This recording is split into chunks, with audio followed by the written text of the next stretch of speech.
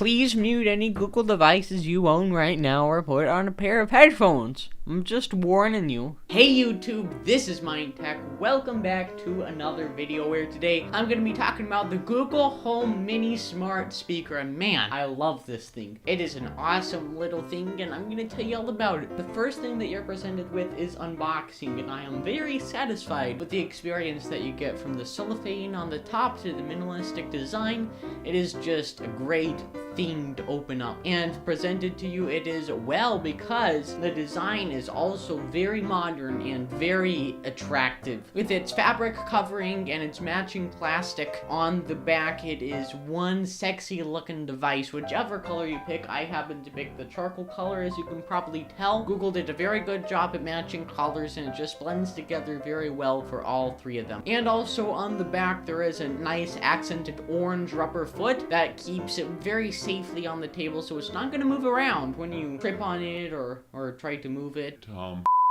So once you get it out of the box, you have to set it up, and that's where the problems kind of started to happen. Although the Google app was very nice, the setup was a bit confusing because it wanted me to do this voice match thing. And when I tried to go through the setup, it didn't necessarily work, which is not something that you'll want to happen. Okay, now we're going to learn. Okay, Google. Okay, Google. Hey, Google. Hey, Google. So now it's setting up a voice match. Teach your assistant to recognize your voice. I think I already did that. So now it's doing it again. This is taking so long. Something went wrong. Let me try. I think it's because the mic was off. Something went wrong. Okay. Why don't I go and skip? Go back. Yeah, this is completely messed up. Why don't I try starting it again? Let me clear it out of RAM. Now we're back to where we want to be.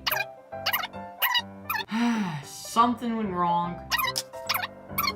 I think it might work. Okay, Google. What's the weather like in New York City? Right now in New York City, it's 70 and cloudy. I just kept on giving me these errors and I was confused and I was like, eh. But it turns out you don't actually have to set up voice match, and it's kind of weird because it does it throughout your use of the device. But I did get through the setup. The rest of it was easy. You just had to enter the password. Google did a good job of making it user-friendly. You didn't have to know some commands from DOS or something. So the app that you control it with is the Google Home app. Pretty good name right there. And the first thing that you notice is that it is just like any other Google app you'd see, like the Google Home page or the YouTube app. It fits in with both iOS and Android, not Windows Phone because nobody uses that.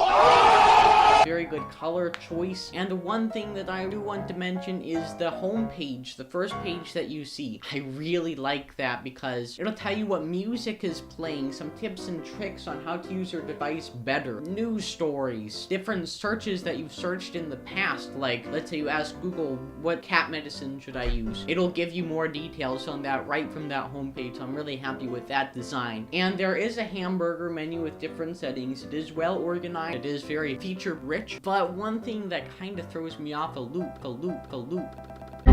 is if you want to set up like a smart home device, like a smart switch, you have to go to the Google app itself. There's another app that you have to download, and that really baffles me. I don't know why you have to switch apps to do one thing. Google, come on. Let's get into voice recognition. I actually interact with the device, and I do have to say, it is excellent. It is just beyond my expectations. I can be half asleep, garbled, whatever. I can just be blabbering on, and it somehow picks it up. Hey Google, repeat after me, subscribe to MindTech. Subscribe to MindTech. And although it is not perfect, sometimes you say, hey Google, you have to say it multiple times, but overall, it'll pick up exactly what I say. And even then, if it doesn't get you completely accurate, it isn't like Siri who's like, I didn't understand! And the phrases are easy to memorize also, you know, it's just what you're thinking. Google really designed it so that you can say multiple different things to do the same thing. It's just easy to use when you're trying to just talk to it and get something done, like set a reminder or something. There was not much of a learning curve at all once I started to use the device. Hey Google, what is the weather like in New York City? Right now in New York City, it's 78 and mostly cloudy. Hey Google, play some music. Sure, here's some music on Spotify. Hey Google, stop. Hey Google, turn off the studio lights. Okay, turning off the studio lights. Hey Google, turn on the studio lights. Sure, turning the studio lights on. Google can actually recognize who is talking to the device. So let's say Drama for Mama has her own set of reminders and calendar things. If she says, "What is my schedule?" then it'll tell her her schedule. But if I ask that, it'll give me a completely different schedule for me. Hey Google, what are my reminders? I couldn't verify your voice settings in the Google Home app. Hey Google, what are my reminders? I couldn't verify your voice, so I can't take your reminders. You can use What? it again. Well, maybe it isn't always perfect. So I think that's a really good feature also, especially if you're using this Google Home Mini in a family room with different people. I think the thing that this speaker shines the most in, and the place it gets the most use from me at least, is playing music. You know, it can get extremely loud. You can hear it across the room, across the park, whatever, and you do not lose quality. It has good bass. It is just an excellent speaker. Hey Google, play some music on Spotify and change the volume to 100%.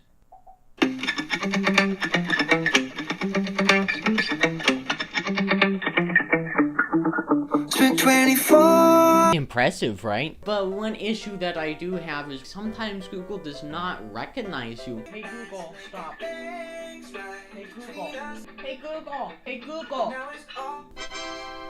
Stop. That is a big issue, and that needs to be addressed. It gets really annoying. One other criticism that I have, one thing that I suggest Google change, is in the boot up sequence you do see these different colors like red and green and blue for the LEDs, but I wish that they would incorporate that in more areas of the interface instead of just like you have an error so it's orange. But the LEDs themselves are very bright. You can see them at night. Like if you have all the lights turned off in the room and all you see is the Google Home, is like whoo! And the LEDs are still useful, you know, when you're trying to change the volume or when you're seeing if something's loading, so they do make good use of them, but I just want more use. And they could probably just change that in the firmware update, so I don't know why they just don't do that. One other thing that is kind of an issue with it is the touch top interface. You can go and change the volume from the top, but the problem is that sometimes you don't know where to touch to turn the volume. So let's say here and here is where you should be touching, but you think it's here and here. And also, whenever you pick up the device, it decides to turn on music. Huh?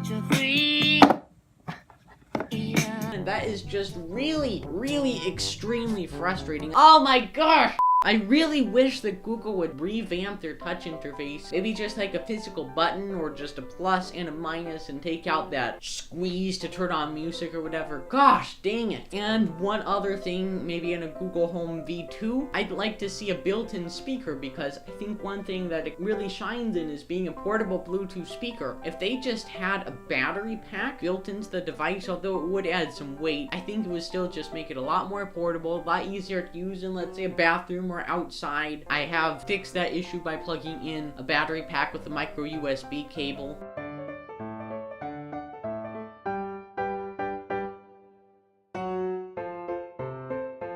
But it would still be nice to have that built in. So other than that, I do want to mention there is a feature built in called routines, which allow you to do multiple things at once, and I think one of the famous built-in ones is good night. And in the Google Home app, it is easy to set up these routines, to add different commands to them, but it is just extremely convenient. Every night, all I had to do was say, "Hey Google, good night." Tomorrow it'll be mostly sunny, with a high of 101 and a low of 75. Jeez. There's nothing on your calendar for tomorrow. What time should I set the alarm for? 6:30 a.m. There, your alarm's set for tomorrow at 6:30 a.m. Good night, text exchange. Now it started to play music, and in the process it changed the volume and changed the thermostat. And just having that automation is really convenient, like coming home, waking up in the morning. I'm really satisfied with that. So let me tell you some other things that it can do. It can add things to your calendar, it can read text messages, it can send phone calls, it can read you the news because it has different things like NPR One, or it can actually get these live podcast feeds and feed them to you. 7 a.m. today. With support from Oppenheimer Funds, here are today's top stories. Exhausted firefighters back. Of course, you can listen to music. You can play some games with it even. Hey Google, play a game. Okay, I have a few options for that. Stone, paper, scissors, Mad Libs, Lucky Trivia, and more. Which one do you want to try? Mad Libs. Awesome, it's story time.